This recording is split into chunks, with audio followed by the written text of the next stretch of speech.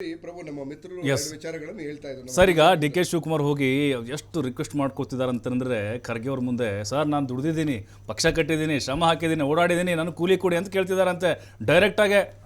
ಅಲ್ಲ ನೋಡಿ, D K Shivakumar ಅವರು ಸರಿಸುಮಾರು 50 ವರ್ಷದ ಸುದೀರ್ಘ ರಾಜಕೀಯ ಜೀವನದಲ್ಲಿ ಪಕ್ಷವನ್ನು ಕಟ್ಟದ್ರಲ್ಲಿ ಏನು 2019ರಲ್ಲಿ ಅವರು ಇದನ್ನು ತೆಗೆದುಕೊಂಡ್ರು, ರಾಜ್ಯಾಧ್ಯಕ್ಷರಾಗಿ ಪಕ್ಷದ ಕಾರ್ಯಕರ್ತರಿಗೆ ಒಂದು ಹುಮ್ಮಸ್ಸನ್ನು ಕೊಟ್ಟು ನಿಜವಾಗ್ಲೂ ಒಂದು ಜೋಡೆತ್ತುಗಳಾಗಿ ಕೆಲಸ ಮಾಡಿ ಕಾಂಗ್ರೆಸ್ಸನ್ನು ಅಧಿಕಾರಕ್ಕೆ ತಂದಿದ್ದು ಮೊನ್ನೆ ಡಿ ಕೆ ಶಿವಕುಮಾರ್ ಹೆಮ್ಮೆ. ಅದು ಮೊನ್ನೆ ಸಿದ್ದರಾಮಯ್ಯನವರು ಮತ್ತು ಡಿ ಕೆ ಶಿವಕುಮಾರ್ ಜೊತೆಗೂಡಿ ಮತ್ತು ನಾಯಕರ ಜೊತೆಗೂಡಿ ಕಾಂಗ್ರೆಸ್ ಸರ್ಕಾರವನ್ನು ಅಧಿಕಾರಕ್ಕೆ ತಂದಿದ್ದಾರೆ. ಡಿ ಕೆ ಶಿವಕುಮಾರ್ ಅವರ ಪಕ್ಷನಿಷ್ಠೆ, ಡಿ ಕೆ ಶಿವಕುಮಾರ್ ಅವರ ನಾಯಕತ್ವದ ಗುಣವನ್ನು ಯಾರೂ ಪ್ರಶ್ನೆ ಮಾಡೋಕ್ಕಾಗಲ್ಲ. ಹಾಗೆ ಈಗಿನ ಪರಿಸ್ಥಿತಿಯಲ್ಲಿ ಮತ್ತು ನಮ್ಮ ಹೈಕಮಾಂಡು ಮತ್ತು ಮನೆ D K Shivakumar himself has said that ಈಗಿನ ಪರಿಸ್ಥಿತಿಯಲ್ಲಿ ಯಾವುದೇ ಬದಲಾವಣೆಗಳಿಲ್ಲ.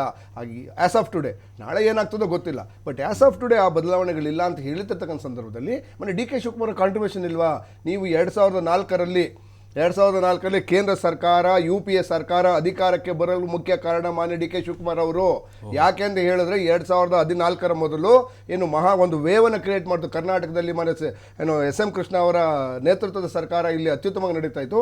ಅದೇ ರೀತಿ ಮಹಾರಾಷ್ಟ್ರದಲ್ಲಿ ಒಂದು ಗಲಾಟೆ ಆದ ಸಂದರ್ಭದಲ್ಲಿ ಅಲ್ಲಿನ ಅಷ್ಟೂ ಶಾಸಕರನ್ನು ಕರ್ಕೊಂಡು ಬಂದು ಅವರನ್ನು ಇಲ್ಲಿ ಇಟ್ಕೊಂಡು ಅದು ಸರ್ಕಾರವನ್ನು ಉಳಿಸಿ ಆ ಸರ್ಕಾರದ ಜೊತೆಗೆ ಅತ್ಯುತ್ತಮವಾದ ಕೆಲಸವನ್ನು ಮಾಡಿ ಒಂದು ವೇವನ್ನು ಕ್ರಿಯೇಟ್ ಮಾಡಿ 2004ರಲ್ಲಿ ಇಂಡಿಯಾ ಶೈನಿಂಗ್ ಅಗೇನ್ಸ್ಟ್ ಆಗಿ UPA ಸರ್ಕಾರವನ್ನು ಅಧಿಕಾರಕ್ಕೆ ತರಲು ಡೈರೆಕ್ಟ್ ಆಗಿ ಕೆಲಸ ಮಾಡಿದಂತ ಮಾತ್ರ ಡಿ ಕೆ ಶಿವಕುಮಾರ್ ಎಷ್ಟೋ ಜನ ಗೊತ್ತಿಲ್ಲ.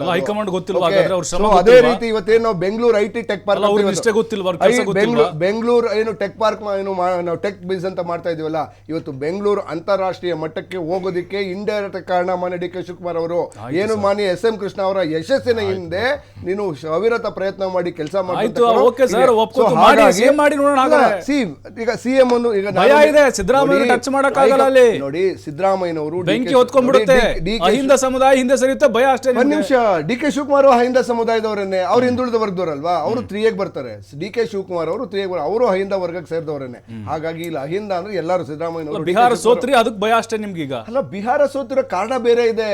ಅಲ್ಲಿ ಏನು ಅಂತಂದ್ರೆ ಯಾರೋ ಒಂದು ತಂಡ ನಮ್ಮನ್ನ RJD ಅವರನ್ನ ಮತ್ತೆ ಇವರನ್ನ ಮಿಸ್ಗೈಡ್ ಮಾಡಿ ಒಂದು ಸಣ್ಣ ವ್ಯತ್ಯಾಸ ಆಗಿರೋದು ನಾವು ಸೋತಿದ್ದೇವೆ ಹೊರತು ಮತ್ತೆ ಕರ್ನಾಟಕದ ಕನ್ನಡಿಗರ ಬೆವರಿನ ಹಣವನ್ನ ತೆಗೆದುಕೊಂಡೋಗಿ ಬಿಹಾರ ಕೊಟ್ಟರು.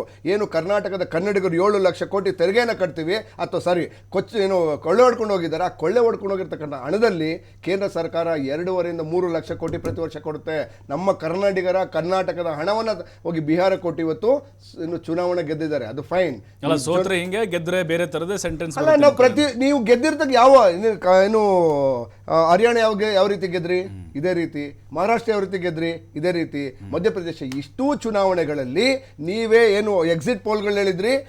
ಮಹಾರಾಷ್ಟ್ರದ ಎಕ್ಸಾಂಪಲ್ ಕೊಡ್ತೀನಿ. ಮಹಾರಾಷ್ಟ್ರ ಚುನಾವಣೆಯಲ್ಲಿ BJP 110 ಹತ್ರ ಬರ್ಬೋದು ಅಂತ ಹೇಳಿದ್ರಿ ನೀವು. ಎರಡು ಸೇರಿ 150, 160. ಹೇಗೆ BJP ಮಾಧ್ಯಮದವರು, BJP ಅವರು ಯಾರು ಊಹಿಸಲಾರದಷ್ಟು 135 ಸ್ಥಾನಗಳು ಹೆಂಗೆದ್ರು ಅಂದ್ರೆ ಇಲ್ಲಿ ನಡೀತಿರ್ತಕ್ಕಂಥದ್ದಾದ್ರು ಏನು. ಅದೇ ರೀತಿ ಇವತ್ತು ಮೊನ್ನೆ ಎಕ್ಸಿಟ್ ಪೋಲ್ ನಲ್ಲಿ ಬಿಹಾರ ಚುನಾವಣೆಯಲ್ಲಿ BJP ಮತ್ತೆ 2 ಸೇರಿ 160 ಬರ್ತದೆ ಅಂತ ಹೇಳಿದ್ರು. ಹೇಗೆ 206 ಹೋಯ್ತು ಅಂದ್ರೆ ಇಲ್ಲಿ ನಡೀತಿರ್ತಕ್ಕಂಥದ್ದಾದ್ರು ಏನು. ನಾನು ಒಂದು ಮೆಸೇಜ್ ಅನ್ನು ಹೇಳಿದ್ದೆ, ಚುನಾವಣೆ ಮುಗಿದ ನಂತರ BJP ಫ್ಯಾಕ್ಟರಿನಲ್ಲಿ ಚುನಾವಣಾ ರಿಸಲ್ಟ್ ರೆಡಿ ಆಗ್ತಾ ಇದೆ. BJP ಫ್ಯಾಕ್ಟರಿನಲ್ಲಿ ಬಿಹಾರದ ಚುನಾವಣೆಯ ರಿಸಲ್ಟ್ ರೆಡಿ ಆಗ್ತಾ ಇದೆ ಅಂತ ಹೇಳಿದ್ದೆ ನಾನು. ಆ ಚುನಾವಣೆ ಒಂದು ಮಾಫಿಯಾ ಇದೆ. ಆ ಚುನಾವಣಾ ಮಾಫಿಯಾದಿಂದ ಚುನಾವಣೆ ಗೆದ್ದು ಬಂದಿದ್ದಾರೆ. ಮಾತು ಹೇಳಿದ್ರು ಏನಂತ, ನಾನು ಬ್ಲಾಕ್ ಮೇಲ್ ಮಾಡುವನಲ್ಲ, ಪಕ್ಷದ ಶಿಸ್ತಿನ ಸಿಪಾಯಿ ನಾನು, ತಾಯಿ ಇದ್ದಂತೆ ನನ್ನ ಪಕ್ಷ ಅಂತ ಅಂದ್ರೆ ಸಿದ್ದರಾಮಯ್ಯ ಇಂಡೈರೆಕ್ಟ್ ಆಗಿ ಹೇಳ್ದಂಗ. ಅದು ಸಿದ್ದರಾಮಯ್ಯ ಬ್ಲಾಕ್ ಮೇಲ್ ಮಾಡ್ತಿದ್ದಾರೆ. ನೋಡಿ, ನಿಮ್ಮ ವ್ಯಾಖ್ಯಾನ ಹೌದು, ನಿಮ್ಮ ವ್ಯಾಖ್ಯಾನ ನೀವು ಮಾಡ್ಕೊಳ್ತೀರಿ. ಮೊನ್ನೆ ಡಿ ಕೆ ಶಿವಕುಮಾರ್ ಹೇಳಿರ್ತಕ್ಕಂಥದ್ದೇನು, ನಾನು ಪಕ್ಷದ ಶಿಸ್ತಿನ ಸಿಪಾಯಿ, ಈ ಪಕ್ಷಕ್ಕೋಸ್ಕರ ನಾನು ಹಗಲು ರಾತ್ರಿ ದುಡಿದಿದ್ದೇನೆ, ನಾನು ಆ ಪಕ್ಷದಲ್ಲಿ ನಾನು ಶಿಸ್ತಿನ ಸಿಪಾಯಿಯಾಗಿ ಹೈಕಮಾಂಡ್ ಏನು ಹೇಳುತ್ತೋ ಆ ರೀತಿ ಕೇಳ್ತೇನೆ ಅಂತ ಹೇಳಿದ್ದಾರೆ. ಸೊ ಹೈಕಮಾಂಡ್ ಅವರು ಅವರ ಸೇವೆಯನ್ನ ಸಲ್ಲಿಸಿ ಅವ್ರಿಗೆ ಕೊಡ್ತಕ್ಕಂಥ ಒಂದು ಇದನ್ನ ಕೊಡ್ತಾರೆ. ಇನ್ನೆರಡು ವಿಚಾರ ಮಾತಾಡೋಣ. ನಮ್ಮ BJP ಮಿತ್ರರು ಮಾತಾಡ್ತೇವೆ ರಸಗೊಬ್ಬರ ಅದು ಅಂತ ಹೇಳಿ. ಸ್ವಾಮಿ, ರೈತರು ಗೊಬ್ಬರ ಕೇಳಿದಾಗ ಗೋಲಿಬಾರ್ ಆಗಿ ಸಾಯಿಸ್ತವ್ರು ಯಾರು ಸ್ವಾಮಿ? ಇದೇ ಹಾವೇರಿನಲ್ಲಿ ರೈತರು ಗೊಬ್ಬರ ಕೇಳಿದಕ್ಕೆ ಹೋಗಿ ನೀವು ಗೋಲಿಬಾರ್ ಮಾಡಿ ಇಬ್ಬರನ್ನ ಅಮಾಯಕ ರೈತರನ್ನ ಸಾಯಿಸ್ತವ್ರು ಯಾರು? ಫಸ್ಟ್ ಟೈಮ್ ಹಿಸ್ಟ್ರಿ ಕರ್ನಾಟಕದಲ್ಲಿ ಇವತ್ತು ರೈತರ ಸಾವು ಆತ್ಮಹತ್ಯೆಗಳು ಕಮ್ಮಿ ಆಗಿದೆ. ನಾವು ಗ್ಯಾರಂಟಿ ಯೋಜನೆಗಳನ್ನ ಮತ್ತೆ ನಾವು ಕೊಟ್ಟಿರ್ತಕ್ಕಂಥ ಸಮರ್ಥ ಸರ್ಕಾರದಿಂದ ರೈತರ ಆತ್ಮಹತ್ಯೆ ಕಮ್ಮಿ ಆಗಿದೆ, 60% ಕಮ್ಮಿ ಆಗಿದೆ. ಆಮೇಲೆ ಮೂರನೇ ಪಾಯಿಂಟ್, ನಾವು ದಿನೇಶ್ ಗುಂಡೂರಾವ್ ಅವ್ರ ಬಗ್ಗೆ ಮಾತಾಡ್ತಾ ಇದ್ರಿ. ದಿನೇಶ್ ಗುಂಡೂರಾವ್ ಅವರ ಇಲಾಖೆಯಲ್ಲಿ ಏನು ತಾಯಿ ಏನು ಸಾವು ಏನು 20% ಕಮ್ಮಿ ಆಗಿದೆ ಅಂದ್ರೆ 20% ಏನು ನಮ್ಮ ಇದರಲ್ಲಿ ಬಾಣಂತಿತನದಲ್ಲಿ ಸಾಯ್ತಾ ಇದ್ರಲ್ಲ ಹೆಣ್ಣು ಮಕ್ಕಳುಗಳು, ಆ 20% ಕಮ್ಮಿ ಆಗಿದೆ. ಅದು ಮಾನ್ಯ ಏನು ದಿನೇಶ್ ಗುಂಡೂರಾವ್ ನಮ್ಮ ಸರ್ಕಾರದ ಹೆಮ್ಮೆ. ಸಣ್ಣ ಪುಟ್ಟ ಬದಲಾವಣೆಗಳಾಗ್ತದೆ, ಸರಿಪಡಿಸ್ಕೊಳ್ತೇವೆ. ಇನ್ನೊಂದು ವಿಚಾರವನ್ನು ಹೇಳ್ತೇನೆ, ಇದೇನು ನಾವು 17 ಲಕ್ಷ ಹೆಕ್ಟೇರಲ್ಲಿ ಏನು ನಾವು ಅತ್ಯುತ್ತಮ ಮಳೆ ಆಗಿರೋದ್ರಿಂದ ಈ ಗೋವಿನ ಜೋಳ ಅಥವಾ ಮೆಕ್ಕೆಜೋಳ ಏನಿದೆ 15 ಲಕ್ಷ ಹೆಕ್ಟೇರ್ನಲ್ಲಿ ಬೆಳೀತಿದ್ವಿ. ಈ ವರ್ಷ ನಾವು ಅದರ 17ರಿಂದ 18 ಲಕ್ಷ ಹೆಕ್ಟೇರ್ನಲ್ಲಿ ಸರಿಸುಮಾರು 60ರಿಂದ 70 ಲಕ್ಷ ಮೆಟ್ರಿಕ್ ಟನ್ ಅಷ್ಟು ನಾವು ಇದನ್ನು ಬೆಳೀತಾ ಇದ್ದೀವಿ. ಅದನ್ನು ಖರೀದಿ ಕೇಂದ್ರವನ್ನು ನಾವು ಆರಂಭಿಸ್ತೇವೆ. ಕೇಂದ್ರ ಸರ್ಕಾರಕ್ಕೆ ನಾವು ಆಲ್ರೆಡಿ ವರದಿಯನ್ನು ತಲುಪಿಸಿದ್ದೇವೆ, ಅನ್ನೋ ರಿಪೋರ್ಟ್ ಅನ್ನು ಕೊಟ್ಟಿದ್ದೇವೆ. ಬೆಳೆಗಳು ಕೊಳಿತಾ ಇದ್ದಾವೆ, ನಮಗೆ ಎಷ್ಟು ವರದಿಗಳು ಬಂದಿದ್ದಾವೆ. ಒಂದ್ ನಿಮಿಷ, ಬೆಂಗಳೂರಿನಲ್ಲಿ ಖರೀದಿ ಕೇಂದ್ರಗಳಲ್ಲಿ ಇಳುವರಿ ಅಂತ ಕಾರಣ ಕೊಟ್ಟು ವಾಪಸ್ ಕಳಿಸ್ತಾ ಇದ್ದಾರೆ.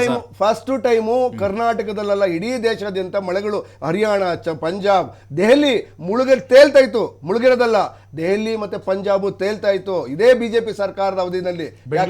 ಹರಿಯಾಣ ಏನಾಗ್ತಿತ್ತು ಅದೆಲ್ಲ ಅದಷ್ಟು ಆರ್ತಾ ಇದ್ದು ಬಿಜೆಪಿ ಶಾಸಕರು ಇರ್ತಕ್ಕಂಥ ಕ್ಷೇತ್ರದಲ್ಲಿ. ಕ್ರಾಂತಿ ಬಗ್ಗೆ ಕ್ರಾಂತಿನೂ ಇಲ್ಲ, ವಾಂತಿನೂ ಇಲ್ಲ.